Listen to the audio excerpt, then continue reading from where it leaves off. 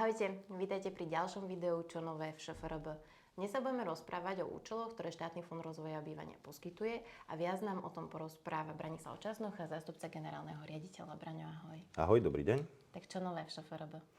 Tak na ŠFRB máme absolútnu novinku v účeloch. Od 1.1.2026 nám sa do zákona pridal nový účel a je to obstaranie a obnova internátov pre verejné vysoké školy a stredné školy. Čiže žiadateľmi môžu byť buď verejné vysoké školy alebo samosprávne kraje. Ako druhý účel máme obstaranie si vlastného bývania pre fyzické osoby.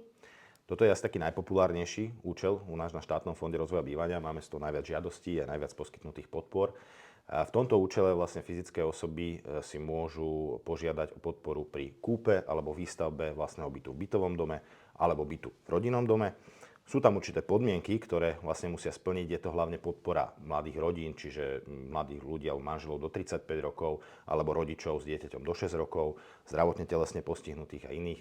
Ale tento účel je veľmi, veľmi vlastne žiadaný od nás a my sme radi, že ho môžeme poskytnúť a takto pomôcť ľuďom, aby si prišli k vlastnému bývaniu. Ako tretí účel sú obstaranie nájomných bytov.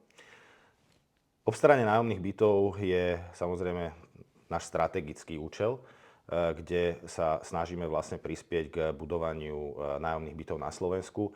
Žiadateľmi môžu byť obce, samosprávne kraje, ale aj právnické osoby, ktoré môžu stavať vlastne nájomné byty. Tie nájomné byty, ktoré cez nás stavajú, nemôžu byť na komerčné účely, musia nám garantovať alebo zaväzujú sa pri zmluve, že budú mať stále nájomný charakter a je to pre určitú skupinu samozrejme ľudí, čiže je tam nejaký obmedzený príjem, kto môže byť v tom nájomnom byte alebo kto ho môže využívať. Ale je to pre nás veľmi podstatný účel a veríme, že toto budeme naďalej rozvíjať čo najviac. Ďalej máme obnovu. Obnova bytových domov. Na to sa asi míňa najviac peňazí, na to vieme minúť peniaze alebo čerpať peniaze aj z eurofondov, v čom sme veľmi úspešní.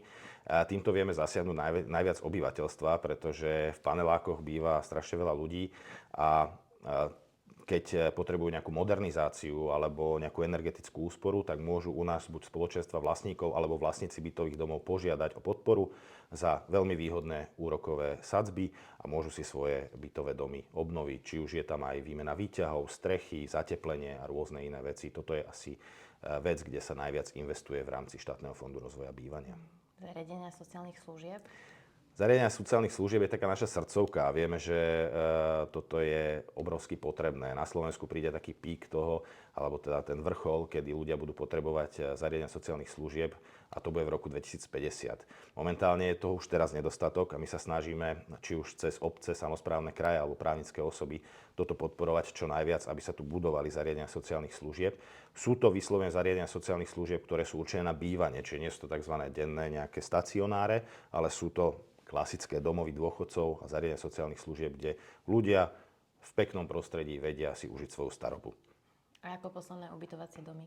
Ubytovacie domy je zase vec, kde chceme ľuďom sa priblížiť k ich zamestnaniu. Keď potrebujú cestovať za prácou a majú to ďalej, tak my podporujeme výstavbu ubytovacích domov, aby ľudia mohli v týchto ubytovacích domoch byť blízko svojej, či už fabriky alebo iného miesta podnikania.